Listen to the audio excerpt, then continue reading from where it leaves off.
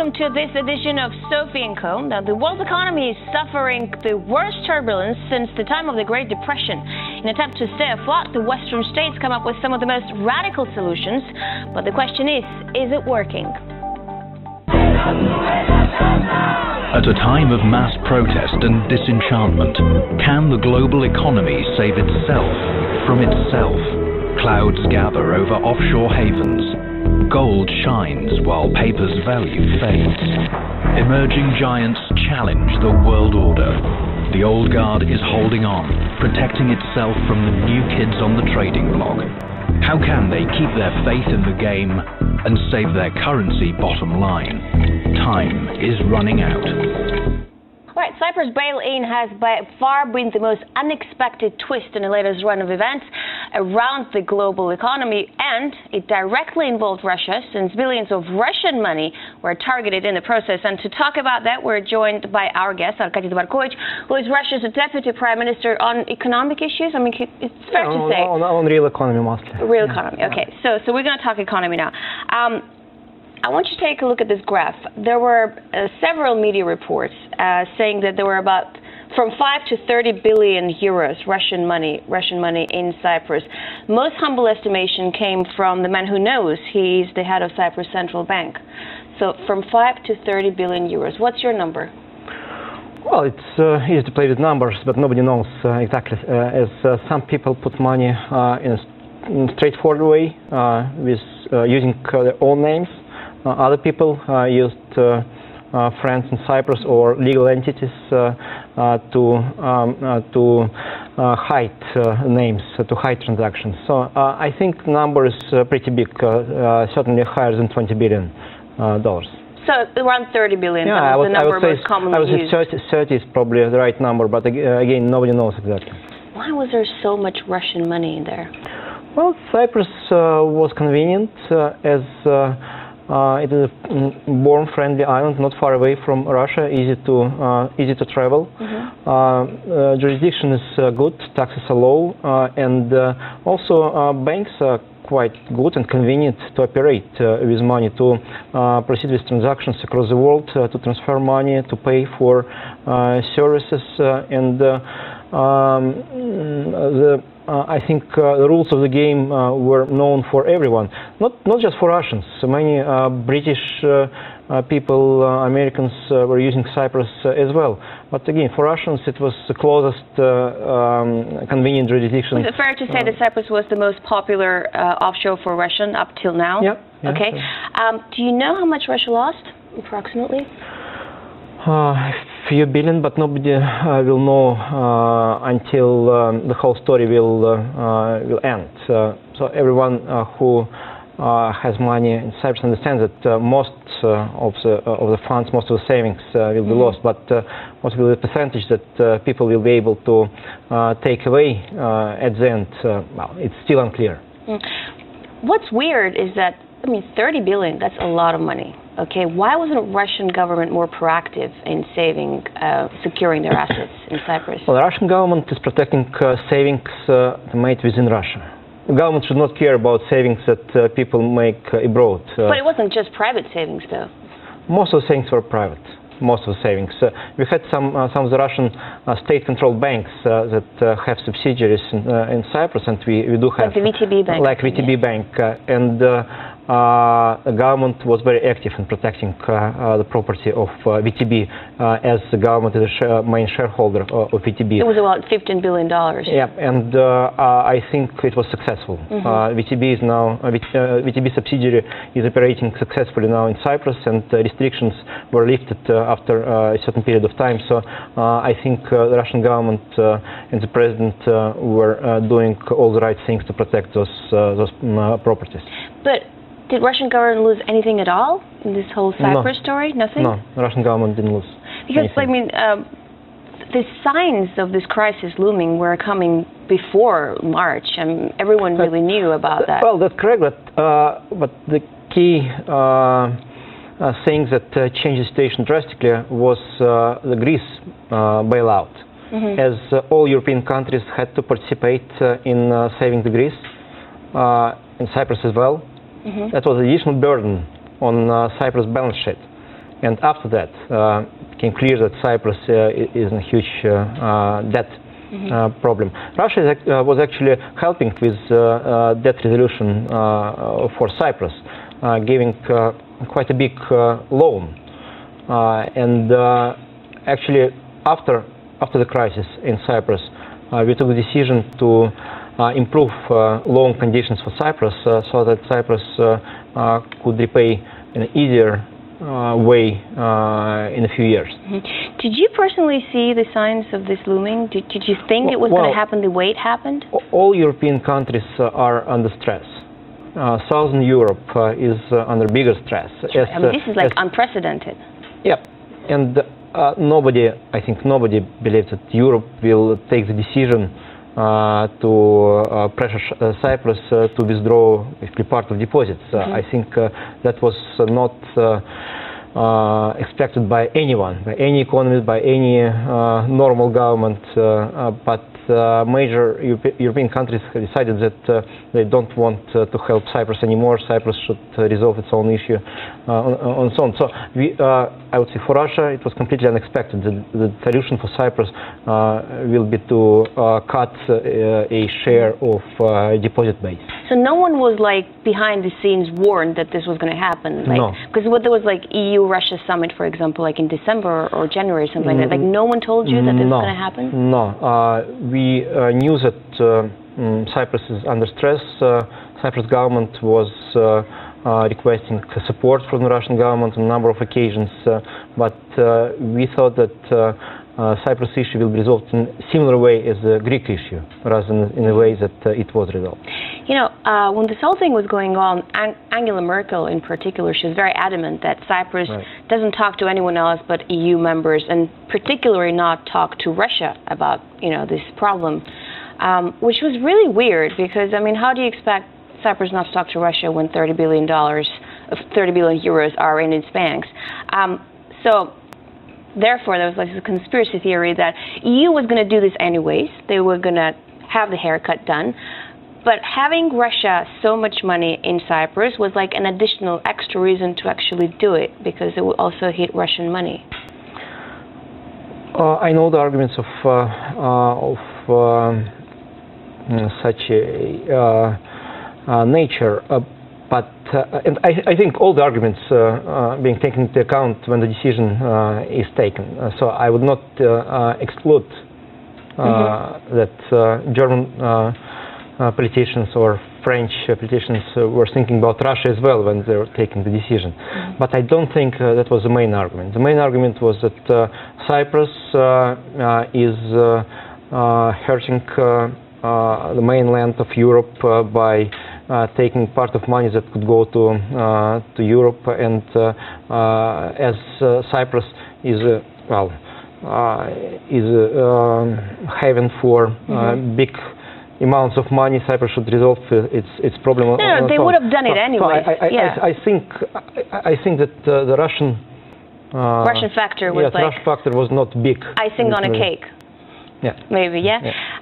There were also much because you heard so much talk in the media about dirty Russian money being, I think politically for Europeans it was important to mention those dirty Russian money, but I don't think that was the key argument for the decision makers. To present it publicly, it was a good argument, but not for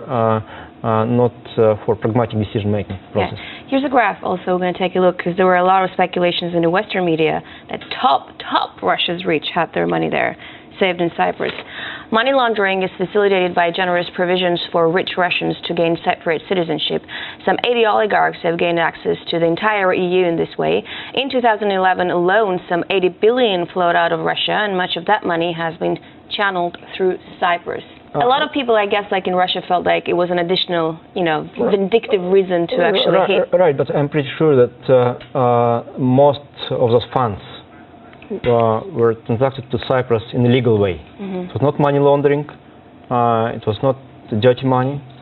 The dividends that were paid by legal companies, public companies, to the owners of those companies, to Russian oligarchs. but not. It was not about money laundering. It is about better jurisdiction than Russia, lower taxes, but it was legal. But what's funny is that, like you've mentioned British money, it's about a quarter of foreign investment in Cyprus. They didn't really make such a fuss about their money being cut off. Why is that? Well, they were acting. We were much more. They were acting in a quiet way. Like Brits do usually. But they were doing things as well. Do you think Cyprus is actually setting a line how Europe will act in the future? I think that if Europe will decide to act in a similar way in other countries, that will lead to the disaster of the banking system. Well, for Cyprus especially, I mean, they're trying to save its economy, but considering that 80% of their economy is based on financial basis, financial services, it is a disaster. Who's going to put money in Cyprus now? Nobody, right? For many years. But also, like, I'm thinking globally, like, for Europe in general, could it affect the, could that actually be a reason for a cash outflow from Europe in general? Certainly, except maybe for now German and Swiss banks. Yes, Europe will be hurt. European banking system will be hurt by these actions, and people will believe that if this happens in Cyprus, it can happen in Spain, in Portugal, in Italy. Why not? All right, it's time for a short break, and in the second part of the show, we will talk about the Russian offshore and its chances. Don't go away. Welcome back to SophieCo. We're talking about the Cyprus crisis, and our guest today is Russia's Deputy Prime Minister Arkady Dvorkovich, who knows a lot about economy. So we're talking about the Cyprus fallout in the first part. On the drop of that, Medvedev has proposed to actually create Russia's own offshore. I mean, what's the thinking behind it? I mean, who's going to put money in Russian offshore? Because Russians obviously prefer to have their money saved somewhere else. Well, the idea is that Russia can become one of the global financial centers, or at least regional financial centers, was on the table long before the Cyprus crisis. When the crisis started in 2008 across the world, and regulations in Europe, in the United States, after the action by G20 started to get tougher, we saw that maybe Russia can actually be transferred into a better financial jurisdiction for the money that are now being held in Europe or the United States. And we started to draw regulations that will be more convenient for banks, for investment companies, for people to be put in Russia. We started to reduce taxes on financial transactions, on savings, and on dividends, and that worked. The inflow of capital started in 2010, and we had a pretty good situation. Then money started to go back. Last year and this year, we have a big outflow of capital. And we thought that maybe after Cyprus, we can make the case that the Russian banking system is one of the safest. Can we make that case? I think so. I think Russian banks have better capital position than many banks in Europe and in the United States right now. Well, explain. Well, basically, Russian banks were much more conservative than most banks in the world. Our companies always saying that it's very difficult to get loans, get credit, interest rates are very high. But that's one side of the story. For banks, that means that they're not putting money in risky transactions.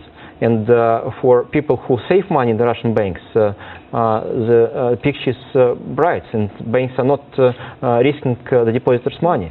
But, okay, when we talk about offshores, who would be our clients? Because when you put your money in banks in America or in Europe, you automatically think that, these are established economies and nothing's going to really drastic happen tomorrow. When you think Russian economy globally, you don't think it's like the safest, most stable economy in the world. Because people who don't understand much about banking system, they first think, well, I'd rather have my money saved in a bank that has a stable economy. Do you know what I mean? Well, I think we should be pragmatic. Nobody, I think, is thinking seriously including the Prime Minister Medvedev, that the whole Russia can become an offshore zone for the world as a whole. But Russia can become one of the convenient countries to work with capital. One of the countries. With 13% personal income tax, this is a key factor for individual investors, the low personal income tax. Russia can serve as an extra jurisdiction that can be used for can be used by investment banks and universal banks as well. Also, we were thinking about making Far East as one of the centers for money that are being invested in the Asia-Pacific region, as Hong Kong and Shanghai right now. And we took the decision to reduce the corporate taxes in the Far East to make this easier. But again, nobody is thinking seriously about transferring Russia into an offshore country? Huge offshore country. Our goal But is it an idea? It's a work in progress? Are you guys actually working on that to make Sakhalin an offshore place? We will try to do this, but we are not trying to prioritize financial services in Sakhalin. Our goal is to make Sakhalin and Kuril Islands and Primorsky Krai, Vladivostok, Ruski Island places convenient for investments. I wonder what Japan will say about that. I think at the end Japan will start cooperating with us even at Kuril Island, since from a pragmatic point of view, not a political point of view, going closer to Kuril Islands means putting money into Kuril Islands rather than trying to take Kuril Islands from Russia. All right, here's another graph. Let's take a look at that. This graph actually shows that Western European countries generate more offshore wealth than anyone else in the world. Pretty clear that EU wants offshores down and out of existence, right? I mean, it's only normal. I think offshores is a part of normal life, and nobody is saying that offshores should be liquidated. The whole global economy will stop if offshores will cease to exist. The idea of international decision makers is to make offshores more transparent rather than to liquidate all the offshores. Right, because the feeling we're getting is that Russia and EU actually want to de-offshorize the whole thing. That's a wrong idea. They don't want to close down offshores. I think it's wrong. Well, there are people who believe that we can easily de-offshorize, close offshores, and things will be going much better. I think everyone should understand that if we will do this, we should reduce taxes domestically for the economy to grow. Economic growth is supported by offshores as taxes are lower and people are investing huge amounts of money from offshores into mainland of their own economies, and this supports economic growth. If taxes will be put the level they are in the mainland, like in Russia, well, we have 20% corporate income tax, 18% value-added tax, etc., etc. If taxes across the world will be the same level, the economic growth across the world will be much lower. And this is a price for de-offshoring. But again, it doesn't mean that we should support existing offshores. We should treat them as normal way to put money in, but we need more transparency. We need to understand what's going on. What's the future of offshores? I think offshores will be used in a less intensive way. It will be more transparent. Governments will know who is holding money in offshores, and will try to tax more domestically to compensate for the losses. But governments will not try to liquidate all the offshore zones. So this whole Cyprus operation that we spoke about was carried out to actually keep the Eurozone going, to save the euro. What's going to happen to that? I mean, do you personally buy euros, for example? Part of the savings across Russia are in euros. It's normal. And part of our family savings, most of my wife's savings, and this is known from our financial accounts that are completely transparent, are in euros as well. That's normal diversification of money, but most of our savings are still in rubles, not in euro. But again, I think euro more safe than the dollar at this point? About the same. I would say about the same. Exchange rates are going up and down, but as far as the quality of the currency is concerned, about the same. U.S. economy is bigger, and the U.S. Federal Reserve is stronger than the European Central Bank. That's clear. That's why still most of the financial transactions across the world are in dollars. But euro is the second strongest currency. And then we have the rising currencies in Asia. And as China is lifting capital control step by step, year by year, the yuan is getting stronger and stronger and will become eventually one of the reserve currencies across the world. You know, currency war is another huge topic, but I'm going to have you on another program to talk about that. Right. What I want to talk to you about now, shortly, because we're coming to an end, is BRICS. So BRICS is trying to create its own bank because they figure that IMF and the World Bank aren't dealing the way they should be dealing with their business. We spoke to Zuma, President Zuma of South Africa, recently when he was in Sochi, and here's what he had to say. Listen to that. There's a hue and cry from the developing countries that the established banks today or financial institutions are very discriminatory. They are not allowing other parts of or regions of the world to participate. There's been a lot of debate about the need to transform the financial institutions. They are resisting to transform. And the manner in which they are dealing with those that needs to be helped. They are using the rules that were established decades and decades ago. The world has changed. These institutions have not changed with the world. They still remain dealing with matters in the manner in which they do. There will be very few countries, if there will be any, that would say, as a result of them approaching these institutions, they were able to grow and get out of trouble. So first of all, do you agree with what he's saying? In general, yes, but for a number of years, BRIC countries were saying that we need better World Bank, better IMF, better management in those Bretton Woods institutions, and the progress is very slow. And then the idea of creating the BRICS financial institution came to the table and is actually discussed. But I would like to stress that the terms of references for this potential strong institutions are not ready. And we don't know how it will look like and when it will be really created. All right, but they're talking about they're talking about where it's going to be set up, and it's actually a work in progress. It's something viable. Right. But again, the nature of the institution and what it is going to do is the most important thing, not the place it will be located. But certainly many people are preoccupied with the things like where the headquarters will be, etc., etc. But I would like to stress again, but we don't know. We don't know do you know how much Russia will contribute to it? No. We don't know that either. We don't know this. So it's a really far-off perspective. Not far, but not ready. Not ready yet.